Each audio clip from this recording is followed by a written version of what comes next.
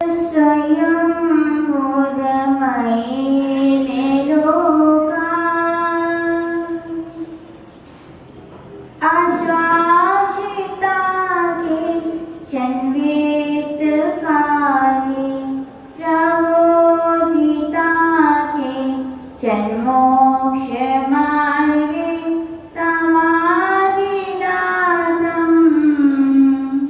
प्रणमामि नित्यं तमादिनाथं प्रणमामि नित्यं तमादिनाथं प्रणमामि नित्यम्।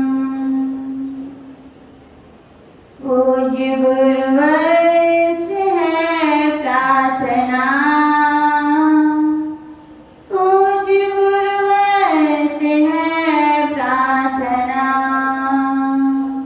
पूज्य गुरुवर से है प्रार्थना, पूज्य गुरुवर से है प्रार्थना।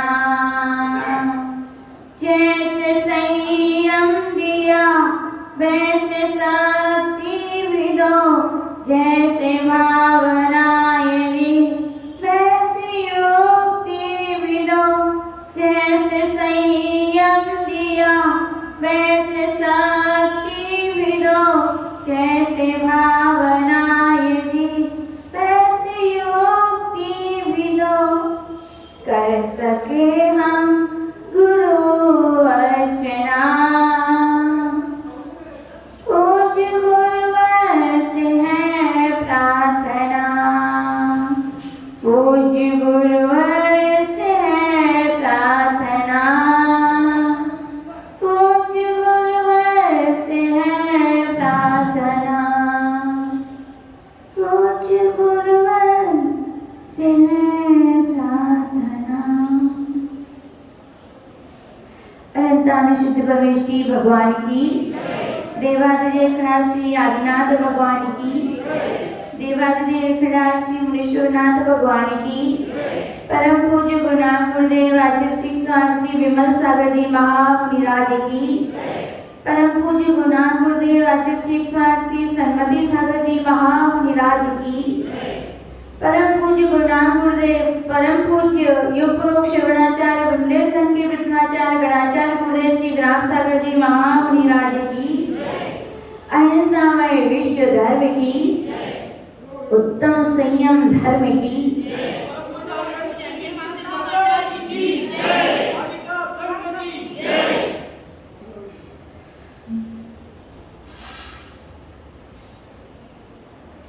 दो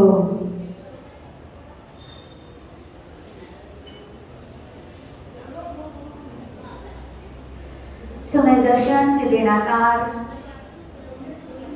समय ज्ञान के मूलाधार, समय चारित्र के श्रेष्ठ आचार्य स्वरूप परम श्रद्धेय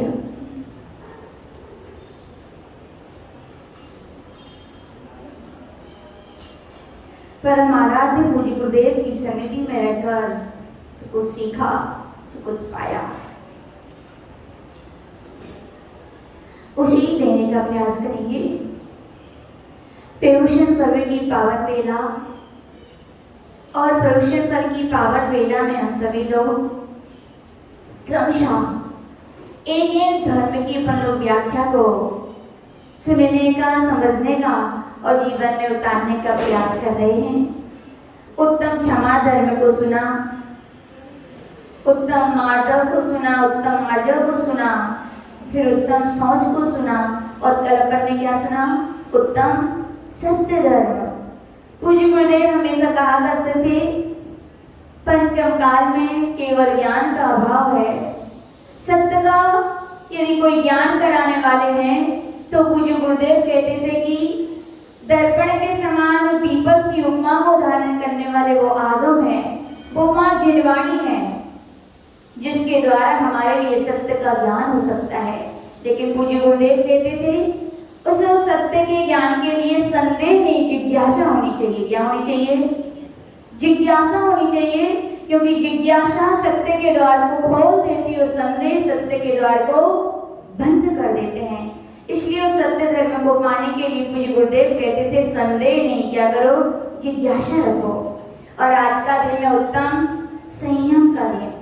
उत्तम संयम आप सभी समझते हैं, इसको ब्रेक भी कह सकते हैं, इसको नियंत्रण भी कह सकते हैं, इसको मर्यादा भी कह सकते हैं। जैसे एक नदी का प्रवाह, यदि नदी के लिए पूज्य आचार्य जी बताते थे कि उसे समुद्र के विराट रूप को धारण करना है तो उसके लिए क्या करना पड़ेगा, तट की मर्यादाएं बनानी पड़ेगी। तट का अभाव हो जाएगा तो भी नदी मरुस्थल में सूख की तरह सूख जाएगी, और तट बना के भी तट का उल्लंघन कर देगी वो नदी तो बाढ़ आ जाएगी, और बाढ़ आ जाएगी तो दूसरों के लिए अशांति का कारण बन जाएगी। वैसे पूज्य गुरुदेव कहते थे अपना जीवन भी नदी की तरह है। यदि उस जीवन के लिए विराट व्यक्तित्व का निर्माण करना है तो जीवन में क्या होने चाहिए, तट होने चाहिए। और तट हो तो आचार्य भगवान कह रहे उनका उल्लंघन नहीं होना चाहिए, उनकी मर्यादाएं होनी चाहिए। यदि तट की मर्यादाएं हैं तो आचार्य जी कह रहे हैं आपका जीवन परोपकार का जीवन होगा, आपका स्वयं का भी विराट व्यक्तित्व बनेगा और आप दूसरों के जीवन में भी क्या बनेंगे, सहयोगी होंगे। और उन्हीं जीवन रूपी तट के या कहें धर्म रूपी नदी के दो तट का नाम क्या है, इंद्रिय संयम और प्राणी संयम। कौन कौन से संयम होते हैं, इंद्रिय संयम और प्राणी संयम। इनके लिए अपन सरल भाषा में यूं समझ सकते हैं, पूज्य गुरुदेव कहते थे कि भगवान महावीर ने संदेश दिया, क्या दिया, थोड़ा जोर से बोलो, सबके उपवास चल रहे हैं क्या है, जियो और जीने दो। इसी का नाम है इंद्रिय संयम और इसी का नाम है क्या, प्राणी संयम। जियो यानी कि जो इंद्रियों के विषयों में आप लिप्त होकर के अपनी आत्मा के स्वभाव को, अपनी आत्मा के सुख को, अपने आत्मा के गुणों से दूर रख रहे हैं, अब क्या कीजिए, जीने दो, उन इंद्रियों के विषयों से दूर हो जाइए और क्या करिए, जीना शुरू कीजिए। और दूसरा नाम है जीने दो, इसी का नाम प्राणी संयम है। एक इंद्रिय से पंचेंद्रिय तक के जितने जीव हैं उनकी क्या करो भैया, रक्षा करो, इसी का नाम क्या है, प्राणी संयम है। पूज्य गुरुदेव ने बताया था संयम कब आता है जीवन में, कब आता है संयम, तो आचार्य भगवान वहां पर समंत भद्र महाराज बहुत सरल सी परिभाषा कर रहे हैं कि वहां पर मोह तिमराप हरणे दर्शन लाभा दबाप संज्ञान राग द्वेष निवृत्ते चरणम प्रतिपद्यते साधु। जब सम्यक दर्शन होता है और उसके साथ साथ ज्ञान, जब सम्यक ज्ञान हो जाता है, और ज्ञान का फल क्या है, ज्ञान का फल पंडित होना नहीं है, ज्ञान का फल टीका लगा के जगह जगह प्रवचन करना नहीं है। पूज्य गुरुदेव कहते थे ज्ञान का फल है संयम, ज्ञान का फल है चारित्र। जैसे जल जब जड़ों में पहुंचता है तो आचार्य भगवान कहते नियम से जड़ में यदि जल पहुंच जाए तो पत्ते आएंगे, आएंगे कि नहीं आएंगे, और फल भी आएंगे। ऐसे जिन अंतर आत्माओं के अंदर सम्यक ज्ञान का जल पहुंचा है तो आचार्य भगवान कह रहे नियम से उस दर्शन और ज्ञान का फल क्या है, संयम है, उसका फल क्या है, चारित्र है। तो आचार्य भगवान कह रहे हैं कि और क्यों धारण किया जाता है, चारित्र कैसे आएगा, तो सीधा कह रहे राग द्वेष निवृत्ति, राग द्वेष की क्या करनी पड़ेगी, आपको छोड़ना पड़ेगा। और आचार्य भगवान यहाँ पर कह रहे राग द्वेष चार कसाएं, राग द्वेष की ही, राग के भी दो बच्चे हैं और द्वेष के भी दो बच्चे हैं। राग के कौन से बच्चे हैं, राग यानी कि माया और लोभ, द्वेष यानी क्रोध और मान। जब भी किसी व्यक्ति को क्रोध आता है, मान आता है, तो आचार्य भगवान के नियम से उसको सामने वाले के प्रति द्वेष है, क्या है।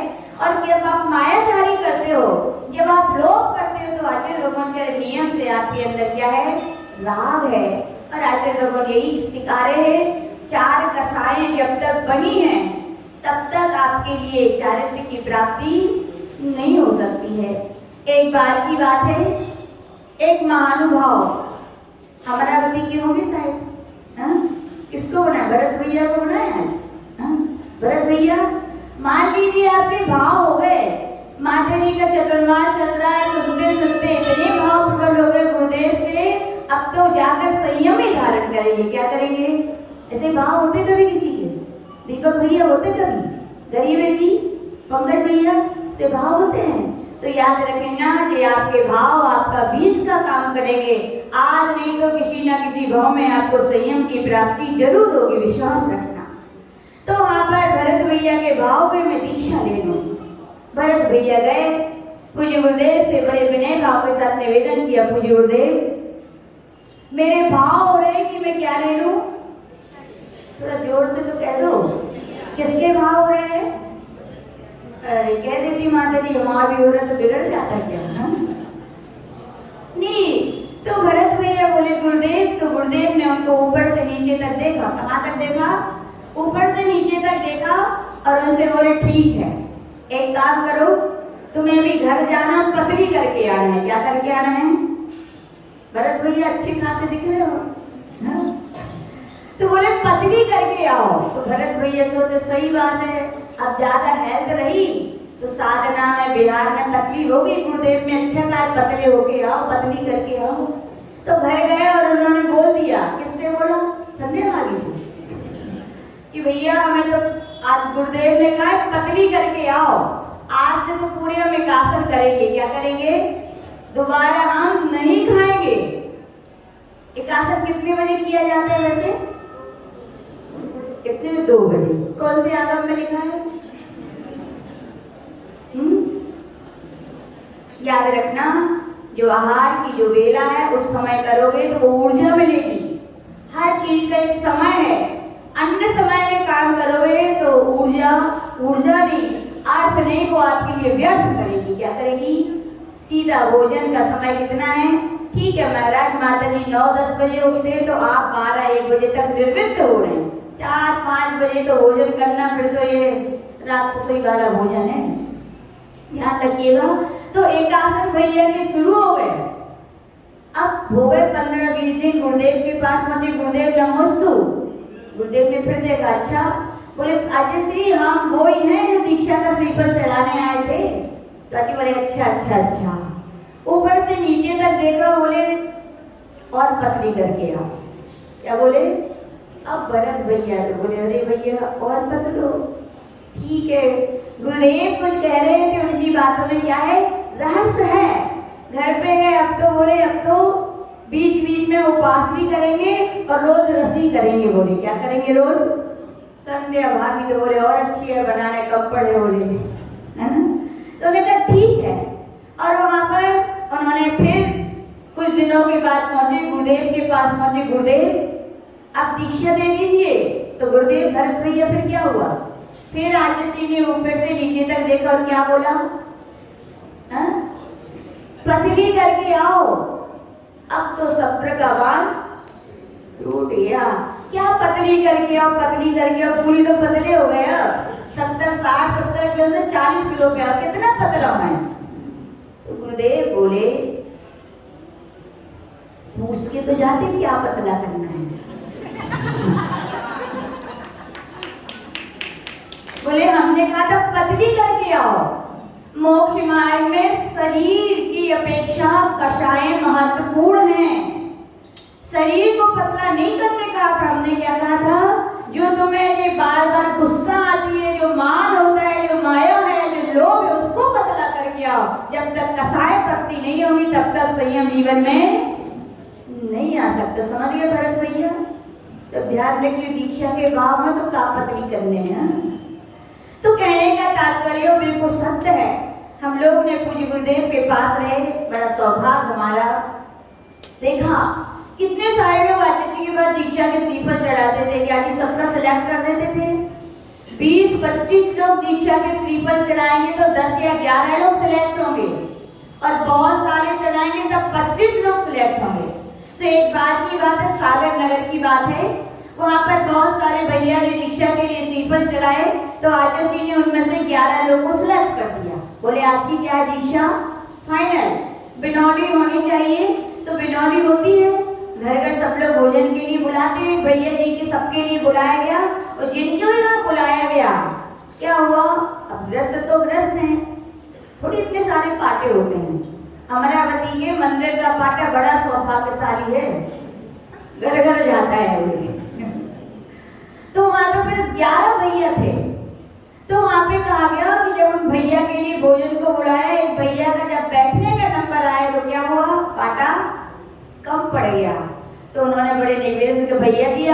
हम पार्टी की व्यवस्था करके आते हैं, लेकिन भैया जी काय को, वो तो ताव वाले थे, उठे, अरे अपमान करना था तो क्यों बुलाया, पार्टा नहीं था तो क्यों बुलाया, पहले से ध्यान रखना था, मुझे नहीं खाना तुम्हारे यहाँ का खाना, और बस थाली छोड़ के आ गए।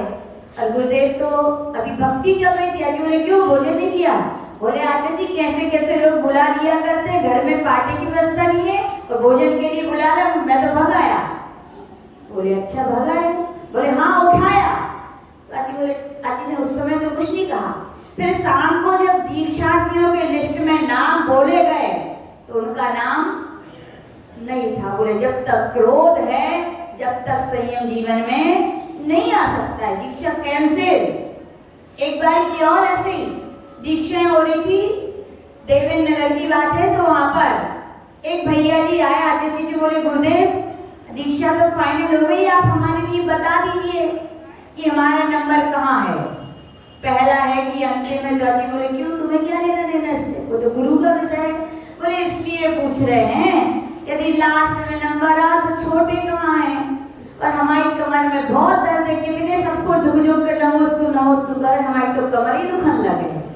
तो आचार्य बोले दीक्षा कैंसिल, ये मोक्ष मार्ग, ये संयम का मार्ग है, यहाँ कमर का दर्द नहीं, कमर टूट भी जाए तो भी विनय रखनी ही पड़ेगी। दीक्षा क्या हो गई, कैंसिल, दीक्षा नहीं दी आचार्य ने। फिर एक और दीदी जी थी, बात बात पर इतनी बात छिपा दी थी, दीक्षा की फाइनल हो गई, लेकिन आचार्य को पता चला, बोले जहाँ माया है वहां पर संयम का साया नहीं हो सकता, दीक्षा कैंसिल। ऐसी एक बार आचार्य गुरु नानक गुरुदेव आचार्य विमल सागर जी महाराज का आचार्य सुनाते हैं, उनके पास एक दादाजी आए दीक्षा लेने, हमारी पति की होंगे कहाँ ना खाती आई, मनोहर लोखंडे क्या बोलते हैं, राजन जी लोखंडे मान लो, वे नहीं है तो वे सही दोस्त है। तो उन्होंने कहा गुरुदेव दीक्षा की बहुत भावना है आचार्य विमल सागर जी महाराज से। बोले बस मगर, तो ये मगर किंतु परंतु नैया को डूबने वाले शब्द कहलाते हैं। तो बोले क्या, बोले ये बूढ़ा तो लगदो है, ये घुटना पिरात है, बोले तो लेने तो मुनि दीक्षा है, बोले कौन सी लेने हैं, बस तो एक डोली को इंतजाम कर देगी, बोले महाराज काय को। और महाराज जी हम आए महाराष्ट्र में तो गर्मी बहुत पड़त है, बहुत गर्मी लगती है, बोले हम चाहते हैं जब हमारे आहार करने जाए तो 2-4 रस की व्यवस्था करवा दी, बस और कच्छू नहीं जाने, दीक्षा फाइनल। तो आचार्य गुरु नानक गुरुदेव विमल सागर जी बोले दीक्षा कैंसिल। क्या बोले वो, जहाँ पर इच्छाएं हैं, जहाँ पर लोभ है, वहां पर दीक्षा नहीं हो सकती। तो इसीलिए उत्तम क्षमा, उत्तम मार्ग, उत्तम आजा, उत्तम शौच धर्म जहाँ आ जाए, 4 कषायों का निर्शन हो जाए तो क्या हो जाती है, दीक्षा हो जाती है। नहीं, अभी भी कह रहे जब तक सत्य का ज्ञान नहीं होगा तब तक दीक्षा ले भी लोगे तो वे छोटे छोटे कष्ट भी बहुत बड़े लगेंगे। किसके अभाव में, ज्ञान और वैराग्य के अभाव। इसलिए कहा गया भैया सत्य का ज्ञान होना चाहिए। किसका ज्ञान होना चाहिए, आदिनाथ भगवान के साथ 4000 मुनि महाराजों ने दीक्षा ली, लेकिन आत्मज्ञान के अभाव में ली तो क्या हो गए, वे भटक गए थे। भटके कि नहीं, आप लोगों ने उत्तर पुराण पढ़ा हो तो वहां पर सब भगवान को जब बैराग हुआ तो यहाँ ये नहीं लिखा कि उन्हें बैराग हो गया, वहां लिखा उन्हें आत्मज्ञान हो गया। क्या हो गया, आत्मज्ञान। इन्हें बैराग के साथ संयम धारण किया जाता है। तो आचार्य भगवान कह रहे वो कांटों में गुलाब की तरह खिलते हैं। कैसे खिलते हैं, यानी कि संयम का मार्ग नियम है, आपत्ति विपत्ति का ही मार्ग है, अपने हाथों को प्राणों पे लेके चलने का मार्ग है, तलवार की धार पर चलने का मार्ग है। लेकिन बैराग हो तो सूल भी फूल बनते हैं। क्या बनते हैं, आपत्तियां विपत्तियां भी संपत्ति बनती हैं। लेकिन ज्ञान ना हो, बैराग ना हो तो वे बड़े भारी लगते हैं। तो क्या होना चाहिए, सम्यक ज्ञान, सत्य का ज्ञान होना चाहिए कि हम क्यों दीक्षा लेने जा रहे हैं। दीक्षा हो, सम्यक ज्ञान भी हो गया। कौन सा ज्ञान होना चाहिए अब, कौन सा ज्ञान होना चाहिए, आत्मज्ञान होना चाहिए। कौन सा होना चाहिए, अब यहाँ के मान लो आई की भावना हो जाए, दीक्षा की आई भावना है कि नहीं, ले लो दीक्षा, आपको बढ़िया ग्रुप बनेगा, देखो 10-15 तो आपके पीछे ही बैठी है, देखो। दीक्षा के लिए भाव बन जाए और पूछा जाए आप लोगों से, समाज के लोगों से कि आई बोलेगी हमारे लिए माता जी ज्यादा अध्ययन नहीं है, हम तो स्कूल नहीं गए। अरे यानी स्कूल का सौभाग्य नहीं था कि इनके वो पढ़ सके वहां पे, तो वहां पर नहीं गए। अब आपसे पूछा जाए दीक्षा लेने जा रही है, इनको दीक्षा दी जाए कि नहीं दी जाए, बोलो क्या बोलोगे आप? कहा माता जी ना पढ़ी ना लिखी, क्या करेंगी जाके, ना प्रवचन कर पाएंगी, ना 2 शब्द समझ पाएंगी, ना सिखा पाएंगी। ऐसी दीक्षा से क्या फायदा? दीक्षा तो वो है जो ज्ञान के साथ ली जाती है ना, यही कहोगे ना। लेकिन याद रखना, यहाँ पे द्रव्य शुद्ध ज्ञान नहीं, यहाँ पे क्या चाहिए? भाव शुद्ध ज्ञान, आत्मज्ञान की आवश्यकता है। किसकी आवश्यकता है? आत्मज्ञान की। ऐसे भी लोग हुए आई तो फिर भी बाहरी ज्ञान नहीं है, लेकिन अनुभव के ज्ञान से भरी है। एक बार आतिशी कथानक सुनाते हैं। एक बार एक महाराज जा रहे थे, विहार करते करते जंगल में, वो बकरी चलाने वाले को क्या बोलते हैं आप लोग? हाँ क्या? गुलाठी, ठीक है, वो गुलाठी। तो वो जो गुलाठी था, जैसे महाराज अवधि ज्ञानी थे और उन्होंने देख लिया ये तो भव्य है, निकट भव्य है, जल्दी इसका कल्याण होने वाला है। तो देखो गुरुजन कितने सरल होते हैं, आप लोग कितने कठोर होते हो। कमेटी की यदि मीटिंग है तो बुलाया क्यों नहीं? फोन हमें क्यों नहीं किया गया? हम नहीं आएंगे। बोलो ऐसे ही है कि नहीं? और कई लोग तो बुलाए भी नहीं आते। याद रखना, कमेटी के सदस्य बने हो तो आपके पास भार है, आपको आना चाहिए, बिना बुलाए आना चाहिए, दौड़े दौड़े आना चाहिए। किसके लिए? अपने मंदिर समाज के लिए। खाली आप अपने घर के लिए उत्पन्न नहीं हुए हो, एक समाज के, एक मंदिर के आप हिस्से हो। तो वहां पर महाराज ने जैसे ही देखा तो भव्य हो, उनके पास पहुंच गए। किसके पास पहुंच गए? किसके पास? गुलाटी, गुलाटी दी, गुड़ा, गुड़ाकी की, अच्छा की। तो गुड़ाकी से बोले चल तू दीक्षा ले ले। क्या बोले? क्या बोले? दीक्षा ले ले। तो बोले दीक्षा? बोले क्या मिलेगा दीक्षा से? बोले क्या मिलेगा? बढ़िया बढ़िया भोजन मिलेंगे। बच्चे जब चौके लगते तो खुश हो जाते हैं, बोले क्यों? बढ़िया बढ़िया आइटम। कई बच्चे तो बोलते मम्मी रोज चौका लगाया करो तुम तो, बढ़िया क्या? अरे बढ़िया बढ़िया आइटम मिलेंगे, बड़े बड़े राजा महाराजा भी तुम्हारे आगे झुकेंगे, तुम्हारे हाथ दबाएंगे, पैर दबाएंगे, तुम तो क्या करो? दीक्षा ले लो। बोले बोले अच्छा, बोले सब मिलेगा? बोले हाँ मिलेगा। तो बोले ठीक है दीक्षा फाइनल। महाराज बोले दीक्षा फाइनल? तो फिर बोले नहीं, बोले एक शर्त है। बोले क्या शर्त है? बोले शर्त ये है तुम हमें दीक्षा दोगे तो मैं गुरु कहलाऊंगा, तुम शिष्य कहलाओगे। बोले क्या? बोले दीक्षा तो मैं लूंगा लेकिन आप शिष्य कहलाओगे, मैं गुरु कहलाऊंगा। ये तो आफत की बात है, तो पढ़े लिखे नहीं। और बोले हम गुरु। तो महाराज भी होशियार थे, बुद्धिमान थे, विवेकवान थे, मननशील थे, श्रवण थे ना, श्रद्धावान थे और मननशील थे। उन्होंने कहा ठीक, हमें आपकी शर्त मंजूर है, लेकिन मेरी भी शर्त है, आपको मौन रहना पड़ेगा। बोले क्या? बोले मेरी भी शर्त है, आपको मौन रहना पड़ेगा। तो वर क्या? हाँ उसी ने कहा ठीक है दीक्षा पक्की। बोले दीक्षा ले ली और बस, दीक्षा तो दी गई और बस गुरु के स्थान पे कौन बैठा? वही बकरी चलाने वाला। और मुनि महाराज कहाँ बैठे? नीचे। और क्या था उनका? गुरु महाराज का मौन। एक बार क्या हुआ, सभा चल रही थी। कहाँ चल रही थी? अमरावती में चल रही होगी। घूम बिहार करते करते दोनों महाराज आ गए वहां पर। सभा चल रही थी, उस सभा में एक बार, लेकिन मंदिर नहीं था, वो खुला स्थान था। खुला स्थान था तो क्या हुआ, अब उसका काम क्या था? बकरी चलाने का। पहले अभ्यास तो रहते, संस्कार ऐसे थोड़ी चले जाते हैं। तो अचानक क्या हुआ, बहुत सारी बकरियों का झुंड आ गया। प्रवचन में डिस्टर्ब हो रहा था, तो सब लोग भगा रहे थे, जाओ जाओ, लेकिन कुछ गई क्या? एक भी नहीं गई। बड़ी सौभाग्यशाली थी, पुण्यवान, वो भी 16 अब सुन के ही जाएंगी। सबने बहुत भगाने की कोशिश की, लेकिन वो नहीं भगी। तो फिर क्या हुआ बताओ? तो जो गुरु महाराज थे उनको तो अभ्यास करके क्या बोले, डर कर दिया उन्होंने। अब लोग समझ गए कि भैया जी कैसे महाराज हैं, मुझे लग तो रहा जो पकड़ की चढ़ाई पकड़ी कैसे महाराज है बोले। और उनको याद आ गया, हमारा तो मौत है तो मौत रह गए। अब लोगों के मन में प्रश्न आ गए, ये कैसे महाराज, ये बकरी को भगाना जानते हैं क्या? तो उनके शिष्य, देखो शिष्य कितना बड़ा उनका कर्तव्यदायित होता है, अपने गुरु के, अपने संघ के, अपने धर्म के शान आन बान को उठाए रहते हैं। कितना सुंदर उनके उन शिष्य यानी गुरु महाराज ने उत्तर दिया, भैया तुम्हारा पुण्यशाली हो अमरावती के लोगों, महाराज ने जब से दीक्षा ली आज तक उनकी दिव्य ध्वनि नहीं खिली, और खिली तो कहाँ खिली? आपके पास की।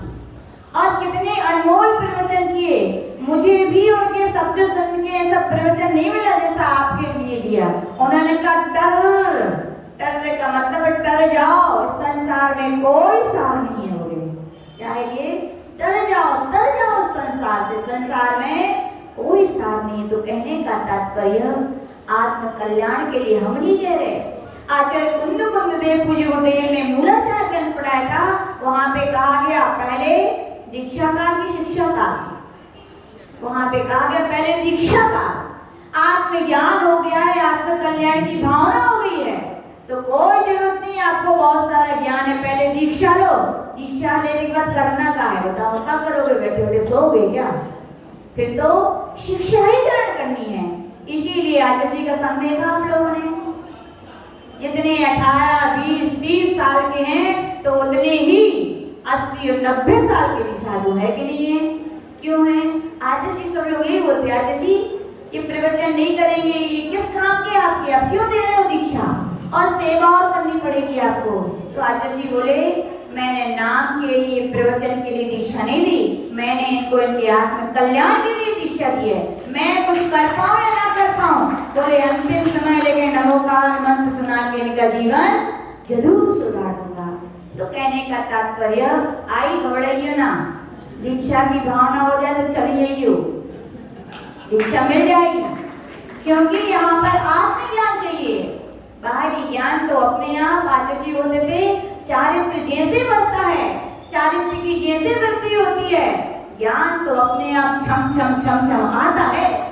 आज हम लोग बोल रहे हैं, आचार्य ने सिखा दिया या कहीं उन्होंने जो चारित्र दिया वो चारित्र धारण करने का फल है कि ज्ञान अपने आप आ रहा है। तो ज्ञान के लिए याद रखना, कोई दीक्षा लेनी है मतलब ज्ञान नहीं है तो दीक्षा मत छोड़ना, दीक्षा ले लेना तो ज्ञान तो अपने आप आएगा ही। तो आचार्य भगवान कह रहे हैं कसाय भी छूटनी चाहिए और सत्य का ज्ञान भी होना चाहिए। और कौन सा ज्ञान होना चाहिए?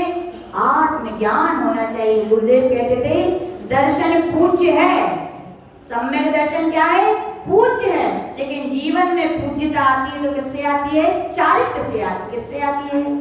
सम्यक दृष्टि तो आप भी हो, सम्यक दर्शन आपका पूज्य है, लेकिन हम लोग ऊपर और आप लोग नीचे क्यों बैठे बताओ? किससे पूज्यता आई? चारित्र से। एक बार की उदाहरण दृष्टांत आचार्य हम लोग को सुनाया करते थे। बोले सतना में जब आचार्य मुनि दीक्षा के कुछ दिनों बाद वहां पर पहुंचे तो वहां पर आचार्य ने धबला ग्रंथ आचार्य वीर सेन महाराज की 16 पुस्तकें हैं। एक एक पुस्तक की आचार्य ने पूरे बुंदेलखंड में वाचना की थी। बुंदेलखंड में सबसे पहले यदि कोई वाचना करने वाले दिगंबर आचार्य तो वे कौन है? आचार्य विरासागर जी महाराज। वाचना चल रही थी सतना में, वहां पर पंडित नीरज जी, पंडित बहुत सारे नाम में याद नहीं है, दरबारी लाल जी कोठिया, जगन मोहन लाल जी, बहुत सारे पंडित बड़े बड़े विद्वान उस गोष्ठी में आया करते थे। तो एक दिन क्या हुआ, आचार्य की गोष्ठी चल रही थी और इतने में पंडित जगन मोहन लाल जी आए। कौन आए? वे ये पंडित जगन मोहन लाल जी वो हैं जब आचार्य खुरई में कटनी में बोर्डिंग में संस्कृत स्कूल में पढ़ते थे, आचार्य यानी अरविंद भैया पढ़ते थे और पंडित जी क्या करते थे, पढ़ाते थे। अब देखो दरबारी लाल जी बड़े मुस्कुराए, बोले देखो मजा आने वाला है। बोले क्या आने वाला है? मजा आने वाला है। बोले जो पहले पढ़ाते थे आज वो पढ़ने आए, और जो पढ़ते थे वो आज पढ़ाने बैठे। देखो ये पंडित जी नमस्कार करते हैं कि नहीं करते, क्या इनके मन में सोच है। लेकिन पंडित जी खाली शब्दों के नहीं थे, वास्तविकता में हृदय के उनके ज्ञान था। आए और बड़े विनय भाव से आचार्य बताते उनने मुझे क्या किया, नमोस्तु। तो दरबारी लाल जी ने बोल दिया पंडित जी आप जब तक नहीं आए थे सब में खुसर खुसर चल रही थी, आप नमोस्तु करोगे कि नहीं करोगे? तो उन्होंने यही कहा पंडित जी मैं क्या पूरे दुनिया के चारित्र के लिए नमोस्तु करती तो क्या मैं नहीं करूंगा? बोले सम्यक दर्शन पूज्य है, लेकिन पूज्यता किससे आती है? चारित्र से आती है। बोले मैं तो पुल की तरह रह गया, पुल समझते ना, डैम जहाँ से सड़कें मतलब गाड़ियां निकलती रहती। बोले मैं तो उस पुल की तरह रह गया जिसमें से गाड़ियां निकल के आगे बढ़ जाती और मैं वहीं का वहीं। ये तो मुझसे पढ़ लिख कर आगे निकल कर मैं वहीं का वहीं रह गया। तो क्या कहने का, किसकी पूज्यता होती? चारित्र की। पूज्य गुरुदेव ने कितना उपकार किया कि नहीं किया? कहाँ आपकी तरह ही बैठते थे और कहाँ आज किसकी है ये मेहरबानी? पूज्य गुरुदेव की, कि उन्होंने क्या दिया है? संयम दिया है। तो क्या पूज होता है? चारित्र से क्या आती है? पूज्यता आती है। लेकिन याद रखना चारित्र आचार्य बोलते थे खेल खेल में धारण तो किया जा सकता है। क्या किया जा सकता है? खेल खेल में, खेल खेल का मतलब छोटी उम्र में धारण तो किया जा सकता है, लेकिन संयम धारण करके खेल हो सकता है क्या? नहीं, फिर तो वसीधारा व्रत है। फिर तो कहा जाता है ओखली में सिर दिया है तो फिर मूसलों से अब डरो मत, अब चल चलो अपने रत्नात्रय की मोक्ष मार्ग की राह पर। उसी में क्या है? आपका कल्याण है, उसी में आपकी क्या है? भलाई है। संयम की आचार्य बोलते थे संयम यानी क्या? केवल पिच्छी ले ली, केवल वेश चेंज कर दिया? नहीं भैया, गुरुदेव एक लाइन सुनाते थे, पाना नहीं जीवन को बदलना है साधना। खाली वेश बदलने का नाम, घर छोड़ने का नाम क्या है? संयम नहीं। जिसका नाम है संयम, परिणामों को परिवर्तन होना चाहिए, आपकी परिणति में चेंज आना चाहिए, तो आपका संयम क्या है? संयम है। बाकी आपके भाव नहीं है। तो अच्छे लोग बोल रहे हैं ऐसे भाव तो हम जैसे ने और आप जैसों ने भी। क्या आप लोग ने भी दीक्षा ली कि नहीं ली? रूपाली भाभी नहीं ली, भूल गई। और किससे पूछे? विद्या भाभी दीक्षा ली? हाँ, विनया भाभी दीक्षा ली? विनया जी सबसे पूछना चाहते दीक्षा किस किसने ले लिया यहाँ पे अमरावती में? नहीं ली विनीता भाभी दीक्षा? अरे रे भूल गई। हम याद करा दे रहे हैं। कोई अवधि ज्ञानी महाराज मिल जाए तो जितने लोग यहाँ बैठे हैं अवधि ज्ञानी मुनि महाराज ये कहेंगे, हे भव्य आत्माओं अमरावती की, तुमने एक बार नहीं, दो बार नहीं, तीन बार नहीं, इतने बार दीक्षा ली है कि सारे पिच्छी यदि इकट्ठी की जाए तो सुमेरु पर्वत बन जाएगा। सारे कमंडल इकट्ठे किए जाए तो सुमेरु पर्वत बन जाएगा।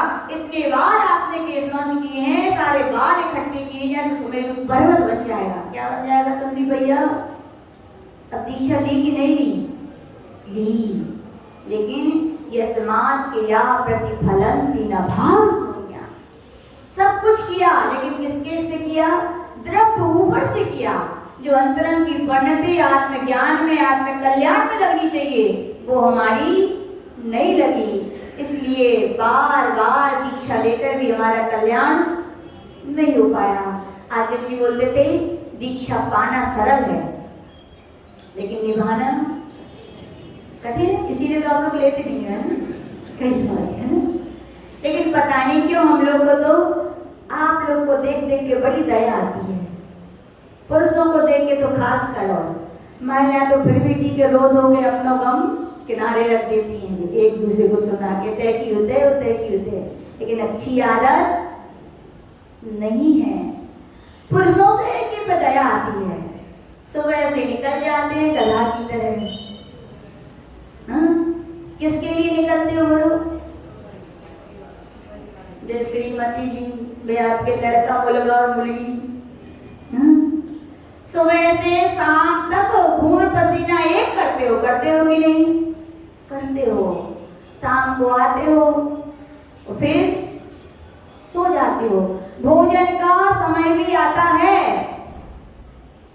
तो कौन बोलती है? श्रीमती जी। अब टेम ही नहीं मिलत का समय आप आते नहीं है तो लिस्ट लेके खड़ी रहती है।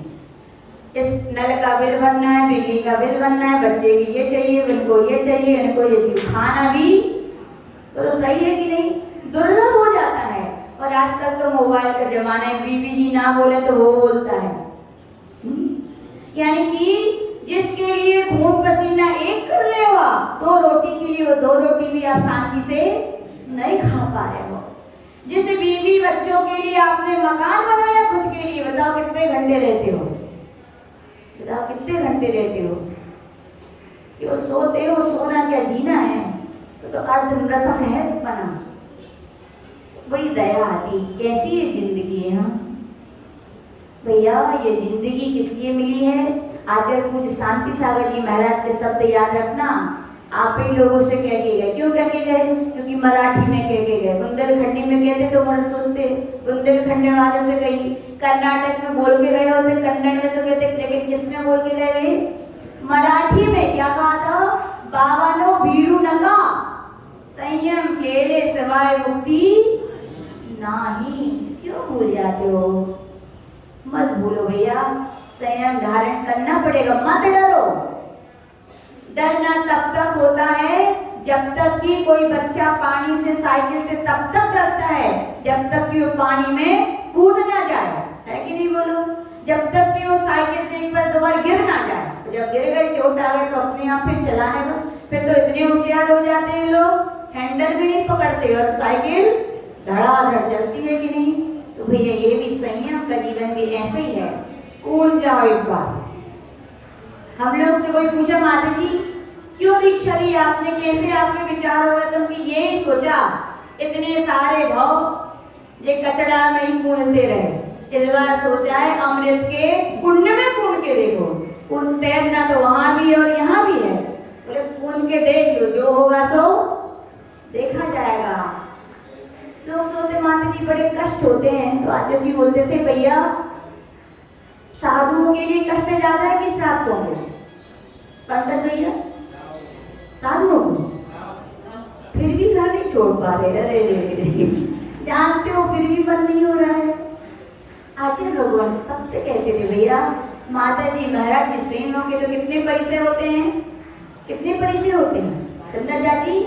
22। लेकिन आचार्य जी बोलते थे गृहस्थों को तो 22,000 से भी ज्यादा लगे हैं। तो कष्ट किसमें जाता है? किसमें? आप हीरो में कष्ट ज्यादा है भैया। हम लोग तो देखो, आप लोग महिलाएं देखो, बीमार हो जाओ, है ना कोमल, चाहे कछु हो जाए, काम तो घर को करने ही है। चाहे बुखार चढ़े, चाहे कछु हो, चाहे पट्टी बांधो, चाहे दवाई, काम तो करने ही है। और साधु जीवन देखो, अपनी चर्या करो, स्वास्थ्य ठीक नहीं है तो फिर भी आराम की थोड़ी बहुत तो छूट है, लेकिन क्रियाएं पूरी करनी पड़ेगी। इसीलिए कहा गया सुख शांति है तो कहाँ आई, तो कहाँ बैठी हो गई। तो कहने का तात्पर्य संयम पाना सरल है लेकिन निभाना आचार्य बोलते थे कठिन है। लेकिन किन के लिए कठिन है? जिनके अंदर ज्ञान नहीं है, जिनके अंदर वैराग नहीं है, जिनके अंदर चर्या नहीं है, जिन्होंने व्यवस्थाओं को छोड़कर फिर से अपने आप को व्यवस्थाओं से घेर लिया है। आचार्य हमेशा बोलते थे भौतिक व्यवस्थाएं साधु जीवन की बहुत बड़ी व्यथाएं हैं। ये साधु जीवन में बहुत बड़ी बाधक है। दुर्लभ संयम पाया है तो उसका क्या करो भैया? धन आ जाता है तो रक्षा करते हो कि नहीं? लौकिक व्यक्ति थोड़े सा पैसा आता है तो उसकी चिंता करता है। तो हे साधक, तुम्हारे पास तो 3 लोक की संपदा से भी ज्यादा अमूल्य रत्नाकर निधि आ गई, उनकी क्या करो? तुम रक्षा करो। किससे रक्षा करो? अभी समय तो यही कहेंगे भैया, मोबाइल से किससे रक्षा करो? अपनी रक्षा करो पंखा से, अपनी रक्षा करो कूलर से, अपनी रक्षा करो एसी से, अपनी रक्षा करो क्या क्या चलने लगे आजकल, हीटर और पता नहीं क्या क्या। क्यों? आजसी से हम लोग ने पूछा, आजसी ऐसा क्यों? तो आजसी ने हमें लोग से प्रश्न पढ़ दिया। बोले ये बताओ, किसी व्यक्ति के अंदर यानी बहुत सारा कचरा हो गया था, या लकड़ी इकट्ठी हो गई थी, तो उसने इकट्ठी करके एक सीख लगाई। क्यों लगाई बताओ? कि उस कचरे को अलग कर दे, इसीलिए थी ना। और फिर जीग लगाने के बाद वहां पर वो अग्नि प्रज्वलित हो गई और उसने लाके एक गुंडी पानी डाल दिया। तो बताओ, आग से कचरा जल पाएगा क्या? बोलो, जल पाएगा? ऐसी आचार्य भगवान कहते भैया, तुमने आत्मा के कर्मों को जलाने के लिए, अपने आत्मा की बुराइयों को दहन करने के लिए तुमने संयम की या चारित्र की अग्नि लगाई थी, लेकिन तुमने क्या किया? खुद ही वो गुंडेवर पानी यानी क्या, मोबाइल, एसी ये सब चलाना शुरू करके क्या कर रहे हो तुम? अपने यहाँ से पानी डाल रहे हो। तो बोलो, क्या कर्मों तुम्हारे जल पाएंगे? क्या नहीं जल पाएंगे? क्या नहीं जल पाएंगे? नहीं जल पाएंगे। तो आज से हम लोग से हमेशा कहते थे भैया, इन सब चीजों से क्या रहना, दूर रहना। एक बार आजसी से एक दिन बोले, आजसी आप एसी में नहीं रहते? तो आजी बोले भैया हम ऐसे ही रहते हैं। क्या बोले? हम तो ऐसे ही रहते हैं, मुझे एसी की आवश्यकता नहीं है। आजसी से एक बार और हमसे बोले, आजसी बोले एक पंडित जी की बात है, बोले माता जी आजकल तो बड़े बड़े साधु भी ये सब यूज करने लगे हैं, आप यूज करो आप लोग भी। तो हमने जाके आचार्य से उनके आचार्य पंडित जी ऐसी कह रहे, आचार्य ने कितना सुंदर करे। बोले उनसे कह दो हम बड़े नहीं, हम तो बहुत छोटे साधु हैं। बोले हमने ना कभी यूज किया है ना हम करेंगे, हम छोटे हैं तो छोटे ही अच्छे हैं, मुझे बड़े बनने की आवश्यकता नहीं है। यानी साधना में ये सब क्या है, बाधक हैं। श्रावकों से भी कहना चाहते हैं, महाराज माता जी मोबाइल खरीदने बाजार जाएंगे क्या? वे एसी लगवाएंगे क्या खुद हाथ से? वे पंखा लगाएंगे क्या? लगवाने वाले लाने वाले कौन हो? बोलो कौन हो? मनोहर जी कौन है? श्रावक। और साधु यदि यूज करते तो निंदा करने वाले कौन है? बोलो। तो श्रावकों का क्या कर्तव्य है? कोई यद्यपि महाराज माता जी ना बोले, लेकिन फिर भी किसी कर्म के उदय से उनके ऐसे भाव हो जाए तो हे श्रावकों तुम सम्यक दृष्टि हो, तुम उनका स्थितिकरण कर सकते हो। लाके नहीं दोगे ना तो क्या करेंगे वो यूज? हम लोग कैलाश नगर दिल्ली में वहां पर हम लोग प्रवचन के लिए गए थे 10 लक्षण में। हम लोग का चातुर्मास गाजियाबाद में था, 3 माताई लोग हम लोग गए। इतनी बड़ी धर्मशाला बनी है, देख के आना कभी कैलाश नगर दिल्ली में जाके, बहुत बड़ी धर्मशाला, लेकिन बड़ी विशेषता है। बोले एक भी कमरा में एक पंखा भी नहीं मिलेगा, कूलर एसी तो छोड़ दो। वहां के ट्रस्टियों में एक भगत जी हैं, क्या नाम है? मुनियों के सच्चे भगत हैं हम तो कहेंगे। क्या है वो? सच्चे भगत। उन्होंने बताया, बोले माता जी आपने देखा धर्मशाला में भी पंखा नहीं है? हाँ, कोई बड़ी बात नहीं, हम लोग तो वैसे ही यूज नहीं करते। बोले मैंने इसीलिए नहीं लगवाया है कि हमारी समाज में बेही साधु आए जो पंखा कूलर यूज नहीं करते, और आते भी है तो कितना भी मुझसे कहेंगे जब तक मैं जी रहा हूं तब तक इस धर्मशाला में कभी एसी कूलर पंखा नहीं लगने दूंगा। ऐसे यदि भक्त बन जाए तो बोलो साधुओं के ये सब चीजें मिलेगी क्या? बोलो नहीं मिलेंगी। लेकिन कहा आप तो उन्हीं के जैसे बन जाते हो, इसलिए कहा गया आचार्य बोलते थे संयम पाना सरल है फिर भी, लेकिन निभाना क्या है, बहुत कठिन है। लेकिन जो निभाते हैं वे मंगल कहलाते हैं। क्या कहलाते हैं? उनके लिए दुनिया तरसती है कि नहीं? एक बार यदि कोई महाराज के दर्शन हो जाए तो गदगद होते हो कि नहीं? प्रसन्न हो जाते हो भैया। इस 21वीं शताब्दी के 20वीं शताब्दी के लोग आप लोग बहुत पुण्यात्मा हो, क्योंकि पहले का समय ऐसा निकल गया। आचार्य बताते थे, आई आपके पीछे कौन सी आई बैठी है? माला ताई, आपकी ताई है, मैं तो आई लगी। हाँ, तो माला आई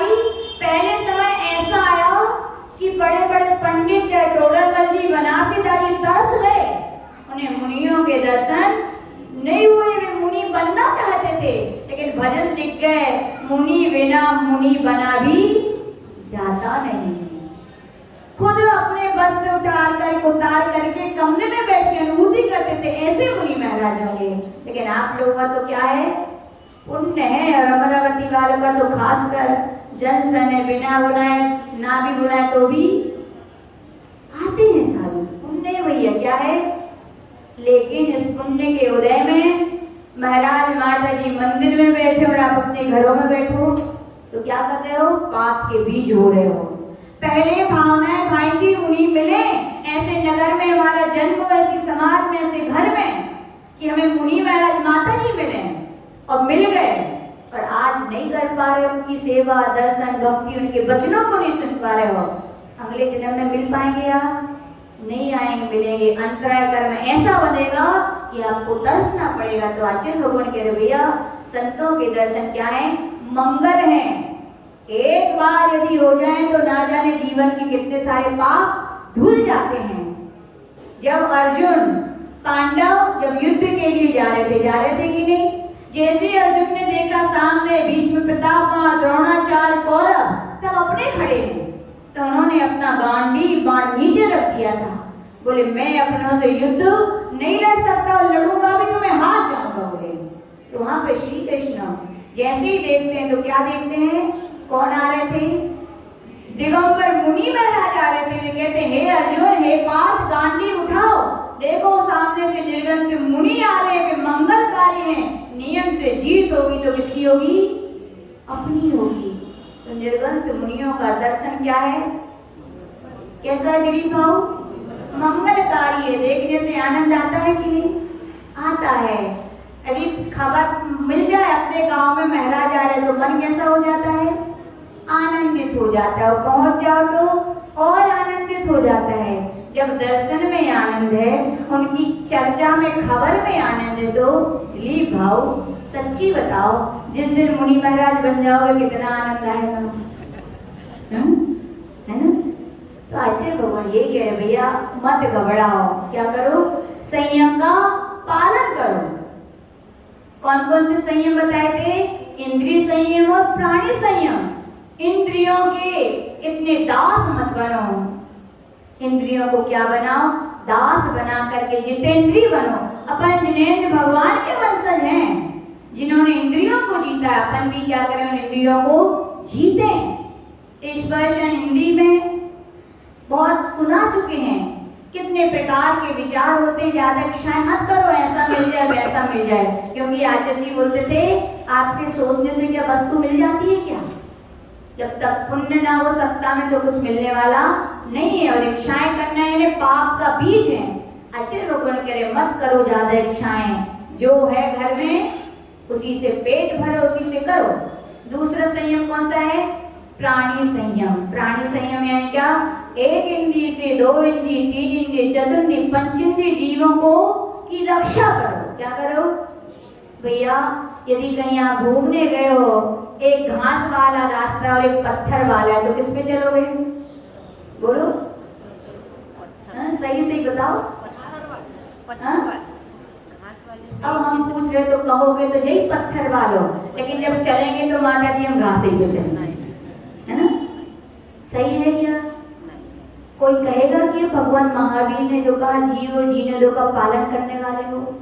अपन देखो ज्यादा बड़ी साधन नहीं कर सकते, लेकिन इतना तो नियम ले सकते हैं कि घास पर हम फालतू में चलेंगे। बोलो नहीं ले सकते क्या इतना सा नियम, आप बोलो ले सकते हो। दो इंद्रिय आदि की जीव जिसमें हो जाते हैं, ऐसे पुराने अचार मुरब्बा बड़ी पापड़ क्या खाना जरूरी है क्या, बोलो। आप नहीं खाओगे तो आपका जीवन फिर भी चलेगा, क्योंकि आप रोज का ताजा अचार पापड़ बना के खा सकते हो। लेकिन आपने उस पुराने अचार पापड़ आदि को खा लिया तो बताओ जीव बचेंगे क्या। भैया दया करो, किस पर, जीवों पर नहीं अपने आप पर, क्योंकि उन जीवों का हनन हो रहा है तो पाप आपको बन रहा है, और पाप का फल दुख होता है। भैया आपको दुख भोगना पड़ेंगे। इसीलिए अच्छा है इन सब चीजों को क्या कर दो, त्याग कर दो। हम देख रहे महिलाएं कौन से पर्व चल रहे हैं? 10 लक्षण पर। हाथ देखो उनके और पैर देखो उनके, इतने भी संस्कार नहीं है भाई। इतने जिंदगी में बोलो 30-40 साल के सब लोग हो गए, शादी के भी 10-10 साल बीत गए, फिर भी वो नेल पेंट नहीं त्याग हो पा रहा है। दया करो भैया, वो नेल पेंट, वो लिपस्टिक का उत्पादन भी हिंसक है, और जिन चीजों पर उनका परीक्षण किया जाता है, वो शैम्पू आप बड़े मजे से डालते हो, पता है उसके पहले कितने सारे खरगोश जैसे जानवरों का परीक्षण किया जाता है, उनकी आंखें चली जाती हैं, और व्यक्ति की आंखें चली गई तो ना जाने में किसी का शिकार हो जाते हैं कि नहीं? देखो, नहीं लगाते तो क्या जिंदगी नहीं चल रही थी आपकी? बोलो, आप नहीं बन सकते माता जी महाराज जी, नहीं ले सकते प्रतिमाएं, इतना त्याग नहीं कर सकते कि मैं जीवन भर की लिपस्टिक नेल पेंट नहीं लगाऊंगा? बोलो, क्या जैन हो आप लोग? हम तो यही कहते हैं, क्या संस्कार सीखे अभी तक?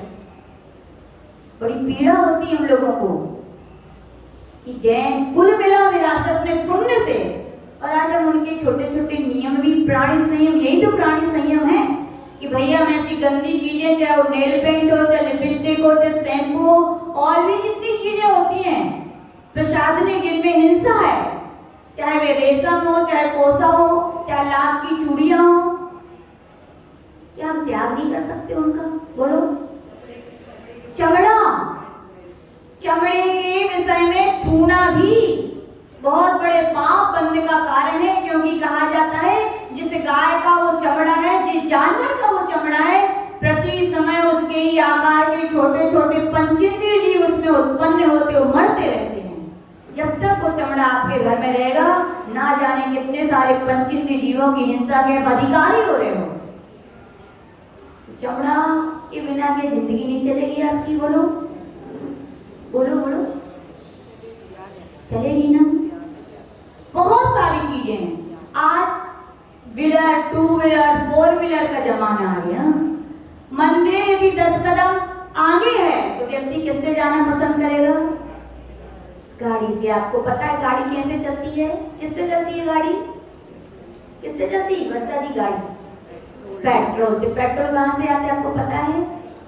आपके भारत देश में इतना पेट्रोल नहीं है जितनी आप गाड़ी चलाते हो, वो विदेशों से मंगाना पड़ता है, आचार्य बताते थे, और उसके बदले में गौ मांस आपके भारत देश, जिसे आप गौ माता कहते हैं, उसका मांस भेजा जाता है। और आप इतना भी नियम नहीं कि हम भैया पैदल चल सकें। क्या आपकी दया!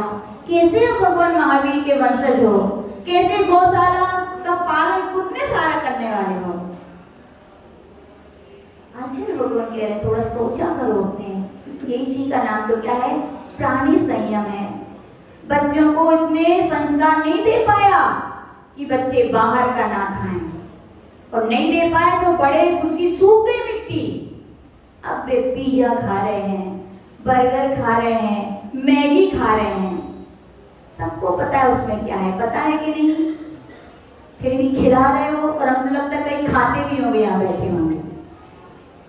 इतनी आत्मा में दया नहीं है भैया।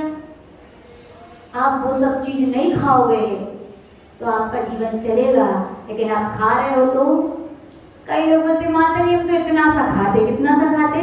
वो बच्चे लाते हैं सो डाल देते हैं, सब खा लेते हैं। अच्छा, बच्चे जहर डाल देंगे तो खा लियो। याद रखना, चाहे इतना खाओ चाहे इतना खाओ, यदि आपका त्याग नहीं है तो सारे वर्ल्ड में जितने भी पिज्जा बर्गर सब कुछ बन रहे हैं, सबके पाप के अधिकार आप भी हो, आपको भी उसका पाप का अंश मिल रहा है। इसलिए भैया कहना चाहते हैं ऐसी चीजें ना खाओ। जब आप नहीं खाओगे तभी तो कह पाओगे अपने बच्चों से कि बेटा ये मत खाओ। आप खुद खाओगे तो मना करने की हिम्मत है क्या आपकी? और कर भी दोगे तो आज के बच्चे इतने मिड माइंड वाले में तुरंत कहेंगे आप भी तो खाती हो मम्मी, कितना समूह रह जाएगा। पर बच्चे ने, एक बच्चे ने आपको टोक दिया, आप माँ बाप हो, आपको टोकने का अधिकार है, और आपके बच्चे आपको टोक दें, कितनी गलत बात है कि नहीं? तो भैया प्राणी संयम यही कह रहा है कि आप जिन जिन चीजों के यूज करने से हिंसा हो रही है और आपको मालूम है, तो ऐसी चीजों का क्या करो, त्याग कर दो। क्या कर दो? मोबाइल। व्यक्ति खाना जरूरी नहीं है, लेकिन पता है मोबाइल की वेव्स, देखो पहले का एक समय था कैसे पक्षी उड़ते दिखते थे। आज देखो आसमान में पक्षी दिखते हैं। वे मोबाइल की वेव्स कितनी खतरनाक है, आप लोग जानते हो? वो मोबाइल कौन से कंपनी की वेव्स पूरी बिछी है पूरे अपने एटमॉस्फेयर वातावरण में, इतनी जहरीली, इतनी खतरनाक होती है, सारे पक्षी अपने आप ही गिर के मर जाते हैं, उनकी वो सहन नहीं कर पाते वो। और अपन बाजू में कमरा में भी कोई होगा तो फोन ही लगाएंगे, हेलो। क्या आवश्यकता है? क्या मोबाइल के बिना पहले के लोगों की जिंदगी नहीं चलती थी क्या? बोलो। हम तो कहते ठीक है, यदि यूज करना है तो उतना ही यूज कीजिए ना, कुछ भी मतलब नहीं है, टाइम नहीं है तो बस वो क्या चलाते रहते हैं, व्हाट्सएप, बस कुछ नहीं तो मैसेज ही देख रहे हैं। क्या मिल रहा है आपको देखने से? बोलो। आपको कुछ नहीं मिल रहा, लेकिन भैया उन वेब्सों से बहुत सारे सूक्ष्म और बड़े बड़े जीवों की विघात हो रहा है। पाप लगेगा कि नहीं आपको? इसीलिए कहा गया पंचम काल में सबसे ज्यादा लोग अपनी आयु पूर्ण करके कहाँ जाएंगे? चाहते तो सब यही हो, कहाँ जाए हम लोग? स्वर्ग। कहाँ जाए? कहाँ जाए संदीप भैया? सब लोग स्वर्ग जाएं, और बुंदेलखंड में कहिए तो स्वर्ग जाएं। कहाँ जाएं? लेकिन याद रखना, यदि जीवन में दया नहीं आएगी, जीवन में प्राणियों की रक्षा नहीं आएगी, तो सड़क जाओगे। स्वर्ग तो नहीं जाओगे, क्या हो जाओगे? सड़क जाओगे। सड़क के व्यक्ति कहाँ जाता है? सड़क के मुंडी भाई नीचे कहाँ बने हैं? नरक ही बने हैं। हम नहीं कह रहे आप ही ने कही तो कहो माता जी ऐसी कह रही नरक चली जाए। हम तो ये चाहते हैं भगवान हमारा गति क्या, कोई भी जीव कभी नरक ना जाए, लेकिन हमारे कहने से थोड़ी कुछ होने वाला है। किससे होगा? आपके सोचने से। आपके सोचने से भी कुछ नहीं होगा।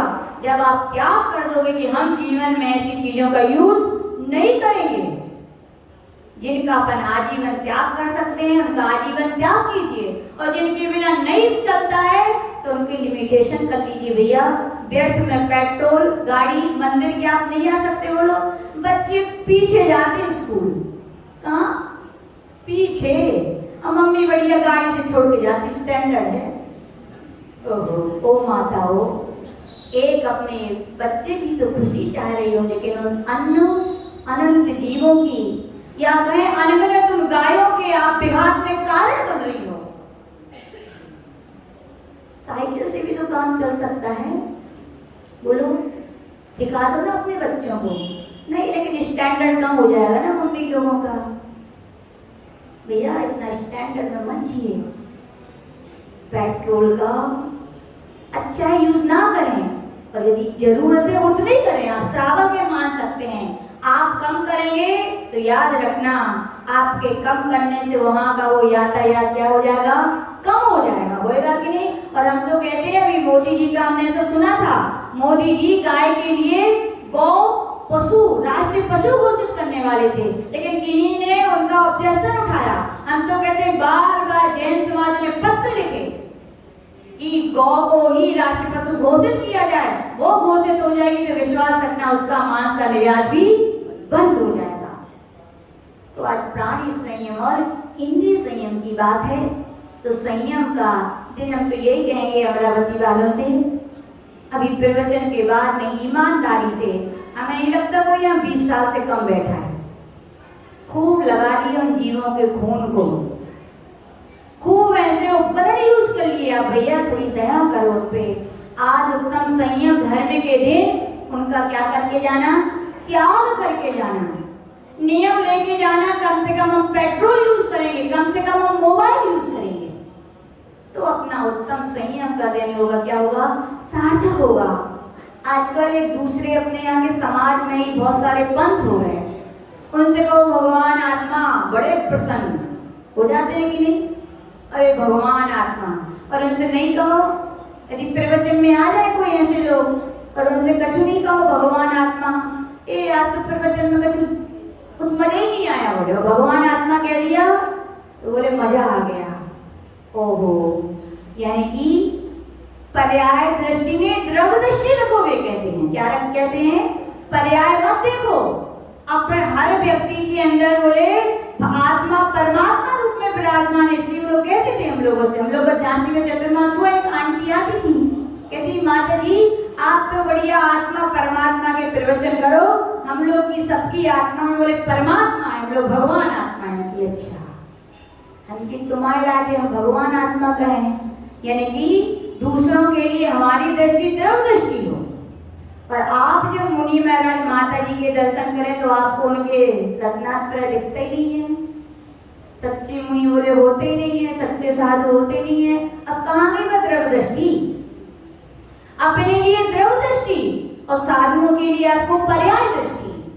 आचार्य भगवान कह रहे भैया जैसा अपने लिए चाहते हो, पुण्यशाली मानो किस पंचम काल जैसे घोर कलयुग में भी चमत्कार ही कलयुग का, ऐसे दिगंबर साधु आपको देखने मिल जाएंगे।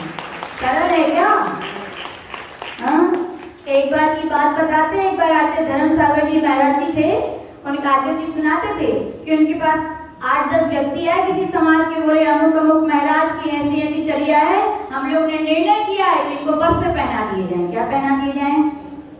महाराज आचार्य धर्मसागर जी सुनते रहे, सब एक ने कही दो सबने सुनाई।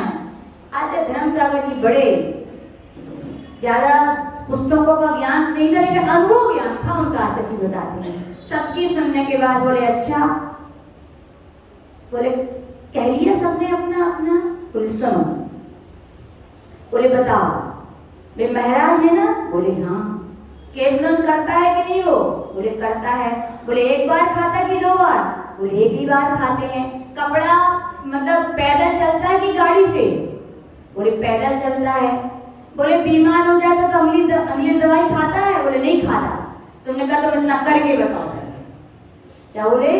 तुम एक टाइम खा के बताओ, तुम केस नोच करके बताओ, तुम ऐसी साधना करके बताओ तो तुम्हारे लिए क्या है? अधिकार है। और तुम नहीं कर सकते हो तो तुम्हें कोई अधिकार नहीं है। साधु बने, भगवान थोड़ी बन गए। कर्म के उदय आते हैं तो किसकी परिणति कैसी नहीं होती, हो जाती है गलतियां, लेकिन इसका मतलब ये नहीं है समाज का अधिकार नहीं है। किसका अधिकार है? उनके गुरु का है। किसी साधु में किसी गड़बड़ होती है तो अपन के गुरु से कहिए, गुरु सुधार सकते हैं, गुरु प्रायश्चित दे सकते हैं, लेकिन समाज को ये निर्णय लेने की आवश्यकता नहीं है। और आचार्य जी हम लोग से भी कहते थे कभी जीवन में कैसी भी आपत्ति विपत्ति कुछ भी हो जाए, कभी संयम को छोड़ने के भाव मत करना। बोले संयम द्रव्य है ये तो, और भाव तो मशीन की तरह है, कभी उठते हैं तो कभी कम होते हैं। द्रव्य में गलती हो जाए कोई बात नहीं, भाव में यदि उतार चढ़ाव भाव खराब हो जाए कभी तो कोई बात नहीं। आचार्य बोलते थे द्रव्य तो बनाए रखो। द्रव्य है तो भाव तो बिगड़ते बनते, आज बिगड़े तो बन भी जाएंगे, लेकिन द्रव्य ही चला गया, वेश ही चला गया, पिच्ची ही चली गई, कमंडल ही चला गया तो क्या सुधारोगे तुम? तो जी हमसे हमेशा बोलते भैया संयम पाया है तो क्या करो, उसकी बहुत अच्छे से हिफाजत करो ना, और ऐसे काम भी मत करो किसी संयमी को क्या हो जाए, कष्ट हो जाए। आचार्य से एक बार एक जन ने पूछा गुरुदेव संयम जीवन में आए हम क्या करें? क्या पूछा चंदा चाची? हम भी दीक्षा लें, हमारे जीवन में भी चारित्र आए तो हम क्या करें? तो आचार्य ने कहा था कि वीरसेन महाराज धवला ग्रंथ में सीधा कह रहे हैं कि हे साधको सबसे पहला काम ये है तीव्र कषाय से युक्त होकर कभी किसी साधु में अवगुण मत देखो। क्या मत देखो? अवगुण मत देखो। और कभी अपनी प्रशंसा अपने मुंह से मत करो। क्या ना करो? अपनी प्रशंसा आपसे मुंह से ना करो। और तीसरा कहा था कि जब जब साधु मिले रत्न तयधारी करें, जितना हो सके उनकी सेवा करो। क्या करो? योगी नहीं बन सकते, क्या बोलते थे आचार्य? योगी नहीं बन सकते तो क्या बनो? उपयोगी तो बन सकते हो भैया। हाँ संदीप भैया, योगी ना बन सको तो उपयोगी उनकी सेवा तो कर सकते हो। याद रखना जिनने कमंडल उठाए हैं माता जी महाराज जियों के, हमें जैसे लोग थे कि आज कमंडल हमारे हाथ में है। जिनने साधुओं की सेवा की, जो जो उन साधुओं के पीछे पीछे चले, आज वे दिन है कि उनके पीछे पीछे हमेशा के लिए हो गए। किसका फल है ये? साधुओं की सेवा का फल है। कहने का तात्पर्य उत्तम संयम जीवन। क्या है आज? 10वीं है। कौन सी 10वीं है? सुगंध 10वीं। जाके क्या करोगे? धूप खियोगे। हाँ, हम तो कहते हैं धूप के साथ साथ एक एक अपनी बुराइयां भी खिए देना। हमारा आजीवन नेल पेंट लिपस्टिक का त्याग, हमारा आजीवन ऐसे शैम्पू आदि क्रीम का जिससे हिंसा होती है त्याग, हमारा ये पिज्जा बर्गर आदि रेशम कोसा जिनसे हिंसा होती है उन सबका हमारा त्याग। और हमारा नियम पेट्रोल हम कम से कम यूज करेंगे, हमारा नियम हम मोबाइल कम से कम यूज करेंगे। तो विश्वास रखना ये जीवन में संयम की जो सुगंधी आएगी, अभी धूप की सुगंधी तो केवल मंदिर ही में रहेगी या मंदिर के बाहर, लेकिन ये संयम की जो सुगंधी, जो नियम आप लोग छोटे छोटे भेदभाव में नहीं, आपके भावों में, आपके जीवन में सुगंधी फैलाएंगे। इसी भावना के साथ जय परम पूज्य गणाचार्य गुरुदेव विराट सागर जी महामुनि राज्य की। पेपर ले आइए भैया। तो नियम ले रहे हैं क्या कोई? ऐसे होना